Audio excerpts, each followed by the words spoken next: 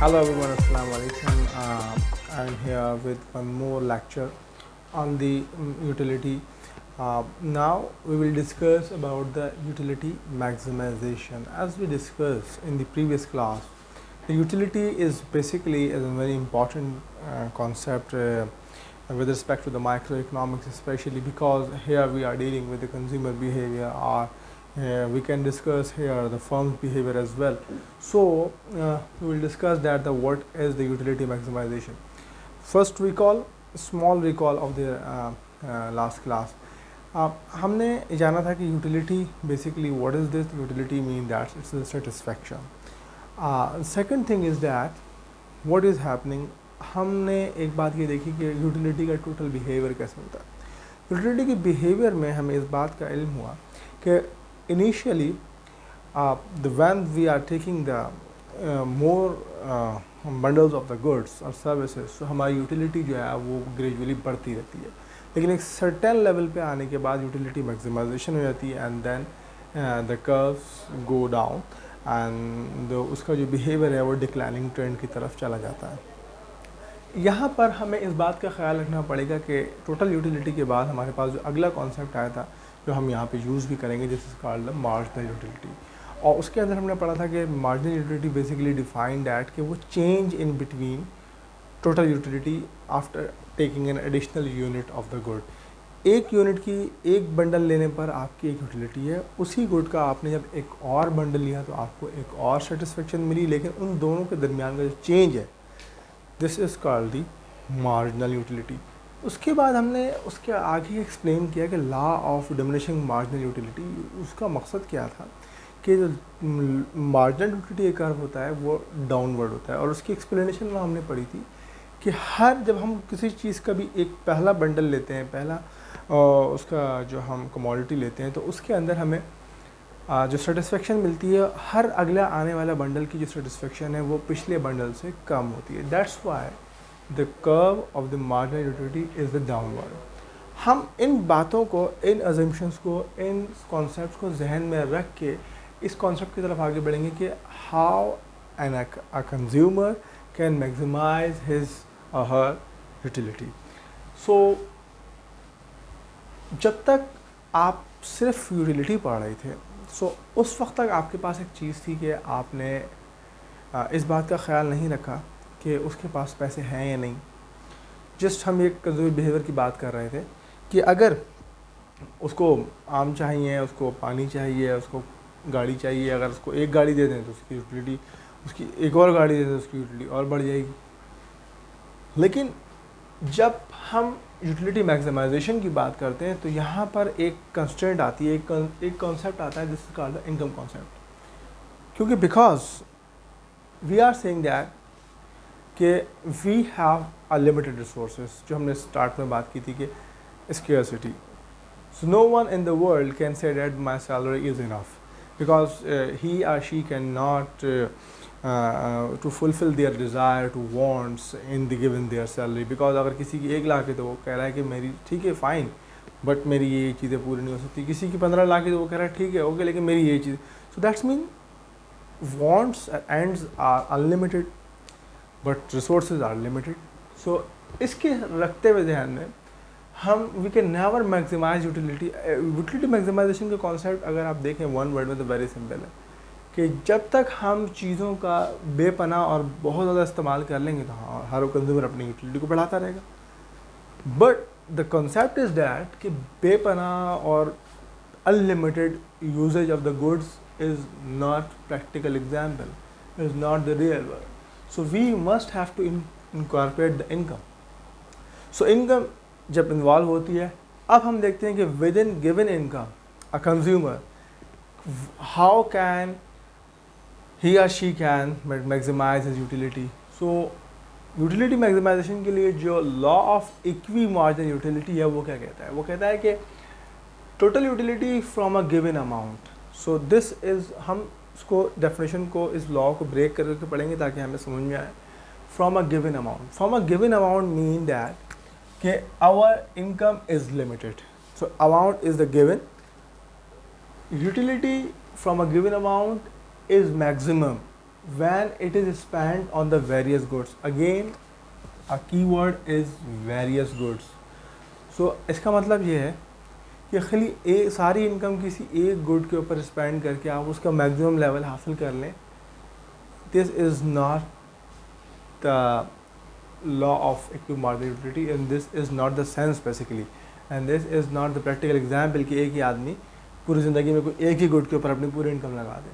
So spent on the various goods in such a way, what is the technical thing is there, the marginal utilities of goods, that's mean if we are various goods, we are using the various goods, so her utility आपको satisfaction, हर good आपको एक satisfaction दे रही है, और जब आपको utility दे रही है तो उसकी एक मार्जिनल यूटिलिटीज़ बन सकती हैं जो हमने लास्ट लेक्चर में पढ़ा था. So marginal utilities of the goods with respect to their prices are equal. तो उन तमाम गुड्स की जो मार्जिनल यूटिलिटीज़ हों with respect to their prices are equal, जब वो सब इक्वल होंगी तो हम ये एज्यूम करते हैं कि एक consumer with in a given income अपने मैक्सिमम लेवल ऑफ यूटिलिटी पे खड़ा हुआ होगा. This is an important question. So how can we write this law in the form of the equation expression? So utility, marginal utility of product A, आपने A से लेकर n number of goods आप इस्तेमाल कर रहे हैं. So marginal utility of A divided by with their prices, this is a some specific ratio. So another good you are using marginal utility of product B with respect to their price, and up to n they all should be equal. If they are equal, so we assume that our consumer is at on its maximum level of utility. For understanding purpose, क्योंकि ये सिर्फ आपको इतनी आसानी से समझ में बात नहीं आएगी सिर्फ डेफिनेशन से, लेकिन हमें इसको एक अपनी रियल लाइफ एग्जांपल पे जाना पड़ेगा, इसकी एक मैथमेटिकल एग्जांपल देनी पड़ेगी by which we can understand that कि how this equation can work. So for the simplification, we are saying that a person whose total income is 10 rupees. So अगर किसी के पास 10 रुपये हैं, ओके फाइन, और उसके पास चॉइसेस है दो गुड्स की, हम सिंप्लीफाई कर रहे हैं, अगर हम इस दो गुड्स पे और इस 10 रुपीज़ के ऊपर अगर हम बात को समझ सकेंगे तो हम इसी तरह से उसको जनरलाइज करके एन गुड्स तक भी ले जा सकते हैं. So if you have limited income 10 rupees, okay, and if you have two different products, commodity X and commodity Y, and commodity X price is ₹2 and the commodity Y price is ₹1. सो अगर आपके पास definitely आपको पता है कि हर चीज़ की prices होती हैं, दुनिया में आपको चीज़ ख़रीदनी होती है उसकी प्राइस पे करनी होती है, ओके फाइन. कमोडिटी X की प्राइस 2 है, कमोडिटी Y की प्राइस 1 है, आपके पास टोटल इनकम 10 रुपये है, ओके. तो इक्वेशन आपको समझ में आ रही है. अब हम कैसे इनको कंज्यूम करें कि हमारी यूटिलिटी मैक्सिमाइज हो जाए, ओके.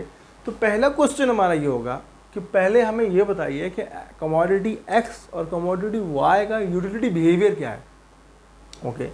सो उस कंज्यूमर की स्पेसिफिक यूटिलिटी बिहेवियर हम यहाँ देख सकते हैं कि अगर वो सिर्फ X गुड को कंज्यूम करता हुआ जाए और उसके पहला एक बंडल ले, 2 बंडल ले, 3 बंडल ले, 4 बंडल ले, सो उसकी एक यूटिलिटी का बिहेवियर मिल रहा है. That's mean we can understand that if a consumer is using the 1 bundle of utility X, तो उसकी यूटिलिटी है 20 और 2 ले तो 36, 3 है तो 48. सो that's mean total utility is continuously increasing 20, 36, 48.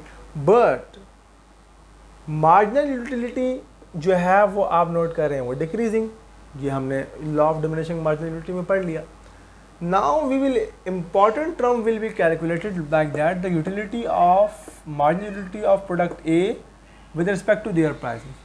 So अगर हम उसकी प्राइस हमारे पास कितनी है 2 रुपीज़, तो इसका मतलब इसकी तमाम मार्जिनल यूटिलिटीज़ को अगर हम इसकी प्राइस से डिवाइड कर दें तो 20 divided by 2 10, 16 divided by 2 8, 12 divided by 2 6. सो हमने ये बड़ा इंपॉर्टेंट कॉलम निकाल लिया. अब हम देखते हैं कि उसी कंज्यूमर का कमोडिटी Y के ऊपर क्या बिहेवियर था. तो कमोडिटी Y के अगर वो अगेन बंडल्स ले रहा है तो पहला बंडल लेता है तो उसको 15 यूनिट्स मिलते हैं, लेकिन देयर आर डिफरेंट कमोडिटीज़, तो they are the different level of satisfaction. Okay that's mean अगर वो चॉइस अगर ये बनाना है, ये मैंगो है, उसको मैंगो ज़्यादा पसंद है, सो उसको बनाना ज़्यादा पसंद है, उसकी यूटिलिटी उसको ज़्यादा होगी as compare to the mangoes. So this is a general behaviour. So bundle 1 पे उसकी यूटिलिटी बनती है वाई प्रोडक्ट की 15, सेकंड पे 27 and so on. Okay, marginal utility is continuously declining. Okay fine, law of diminishing marginal utility. इस commodity की price कितनी है 1, तो अगर हम 1 से मार्जिनल यूटिलिटीज़ को डिवाइड करेंगे तो वो सेम प्राइस आ जाएगी. सो यहाँ तक तो हमें समझ में आ रहा है. अब हम नतीजे पे पहुँचना चाहते हैं कि एक कंज्यूमर का इस कमोडिटी एक्स के साथ 5 बंडल्स का बिहेवियर ये है, इसी तरह से कमोडिटी वाई के साथ उसी कंज्यूमर का बिहेवियर ये है. अब इम्पॉर्टेंट क्वेश्चन इज दैट कि उसको उसकी इनकम है 10 रुपीज़, उसको 10 रुपीज़ में इन दोनों पे अपनी इनकम स्पेंड करनी है. बिकॉज यहाँ पर आ रहा है कि वो वेरियस गुड्स पे अपनी इनकम कंज्यूम करें. तो इसका मतलब उसको वेरियस गुड्स पे अगर करनी है तो इसका मतलब उसको खाली एक गुड पे तो नहीं रहना, वेरियस गुड पे करनी. द क्वेश्चन इज दैट कि वो अपनी टोटल इनकम को इन दोनों प्रोडक्ट पे कंज्यूम करे और एक ऐसा बंडल, एक ऐसा कॉम्बिनेशन चूज़ करे कि जिससे उसकी यूटिलिटी मैक्सिमाइजेशन हो जाती है. तो again the law of equi marginal utility will help us कि वो कहता है कि अगर इनकी utility marginal utilities with their prices are equal हो जाए तो हम वो बंडल चूज़ कर सकते हैं. अब वी ऑब्जर्व डैट कि ये कहाँ पर हमें मीट होती हुई नज़र आती है. सो marginal utilities with their prices, तो 10, 8, 6, 4, 2. Here 15, 12, 9, 6, 3, 0. Okay, very good. So we have a one number 6 and 6 where the marginal utilities with their prices of the product X and product Y both are same. Okay, good. So we will highlight this line. Then okay, so this law is saying that अगर वो अपनी given income में commodity x के 3 unit use करे, 3 bundle use करे, और commodity Y के 4 bundle use करे, तो वो गिवन इनकम में अपनी यूटिलिटी को मैक्सिमाइज कर लेगा. Okay, so this is the law. अब हम इसको प्रूव करते हैं कि क्या ये बात सही कह रहा है या गलत कह रहा है. तो गिवन कंडीशंस, अगर हम कंडीशंस को सेम रखें और देखते हैं कि ऐसा क्या होता है. So this is the concept of utility maximization. Now we have discussing the combination of goods. So we have these line 5. अगर हम ये कहते हैं कि मेरे पास 10 रुपये हैं और 2 कमोडिटीज एक्स और वाई हैं, मैं ऐसा करता हूँ कि सबसे पहले कमोडिटी एक्स की तरफ देखता हूँ तो मुझे लग रहा है कि इससे मिलने वाली यूटिलिटी ज़्यादा है. बिकॉज देखें आप, एक यूनिट पे इसकी यूटिलिटी कितनी है 20, इसकी कितनी 15. तो मैं दैट्स मीन कंज्यूमर उसको ज़्यादा प्रेफर कर रहा है. It's fine. ये बात नहीं कि ज़रूरत उसको वाई की नहीं पड़ेगी, लेकिन बिकॉज कि सबकी यूटिलिटी बराबर नहीं हो सकती, जैसे हमने बात की थी, ये सब्जेक्टिव कॉन्सेप्ट है.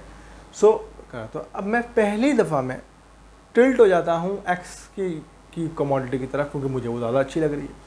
सो मैं कहता हूँ कि यार अगर मैं एक्स के 5 यूनिट्स ले लूँ तो मैं वाई के कितने यूनिट कंज्यूम कर सकूँगा. This is a question. अब यहाँ पर अगर आपके पास अनलिमिटेड इनकम होती तो आपके पास कोई फार्मूले की ज़रूरत ही नहीं थी, आपको बढ़ाते. तो नाउ रिस्ट्रिक्शन इज़ इनकम.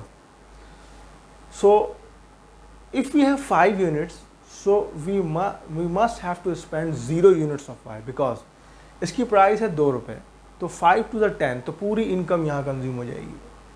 अब इसको हमने आगे कैलकुलेट भी किया है कि अगर 5 हो 10 हो और इनकम उसकी 10 है, तो आपकी जो ये इक्वेशन बन रही है वो इक्वेशन कह रही है कि टोटल एक्सपेंडिचर आपका 2 गुड्स है. एक्स होगा उसको उसकी प्राइस से मल्टीप्लाई करेंगे, प्लस वाई होगा उसको उसकी प्राइस से मल्टीप्लाई करेंगे. वो must be equal to M के बराबर आना चाहिए, उससे ज़्यादा नहीं आ सकता. तो दैट्स मीन कि अगर आपने 5 यूनिट्स ऑफ कमोडिटी एक्स लिए तो वो 5 to the 10 and then total income 10 के बराबर आ गई.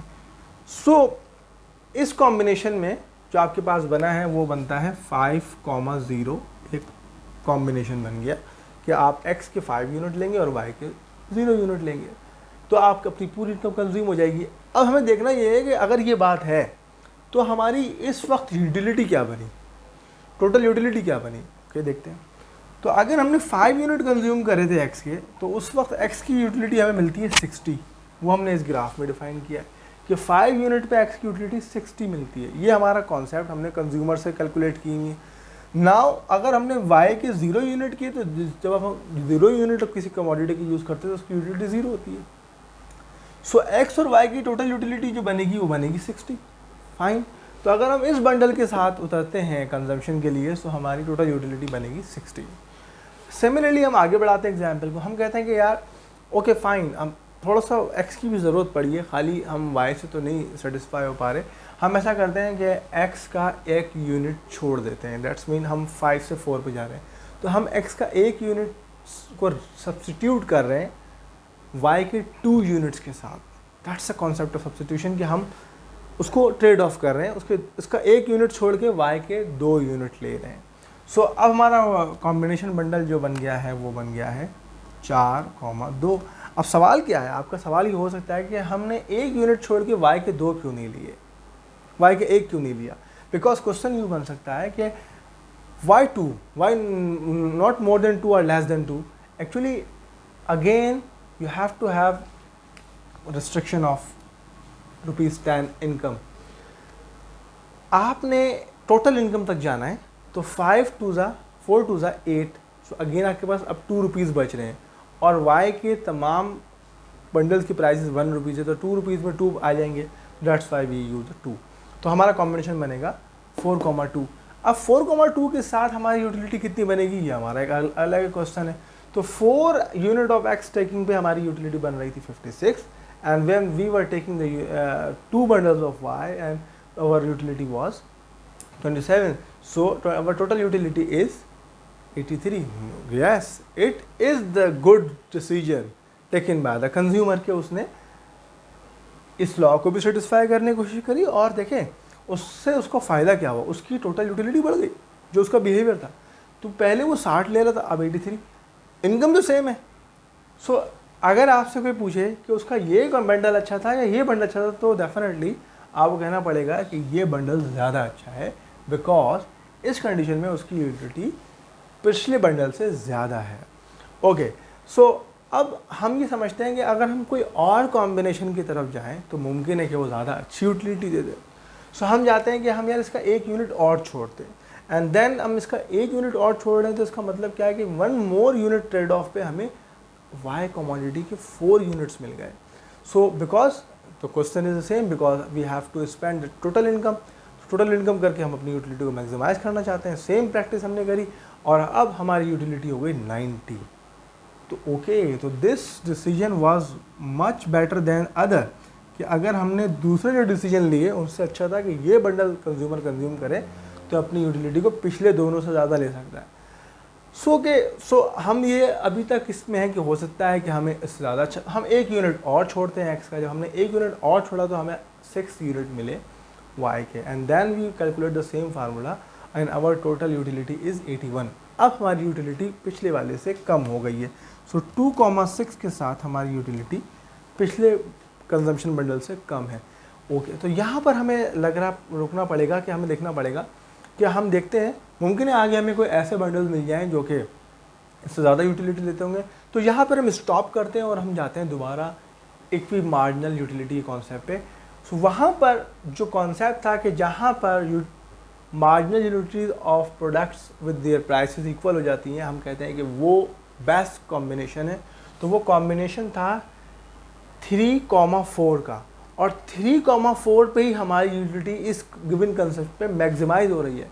सो that's mean it is prove that कि by using the equi marginal utility a consumer can maximize his or her utility within a given amount with the restricted income. So it's very, और अगर हम आगे चलेंगे तो आप note कर रहे हैं कि 6 यूनिट के ऊपर मार्जिनल यूटिलिटी 0 हो चुकी है। तो अब आगे मज़ीद हम जब छोड़ेंगे और वाई के यूनिट्स को इंक्रीज करेंगे तो मार्जिनल यूटिलिटी में नेगेटिविटी आएगी, तो there is no chance that कि टोटल यूटिलिटी में कोई इजाफा आगे हमें मिले। So it is prove that कि अगर हमारे पास लिमिटेड इनकम हो और हमारे पास दो कंजम्पशन हो, सो हम by using the law of equi marginal utility our consumer जो है वो अपनी यूटिलिटी को मैक्सिमाइज कर सकता है। So thanks for watching my lecture, and if you have any confusion, so you may ask by the different ways, by email, by WhatsApp and by comments. Thank you.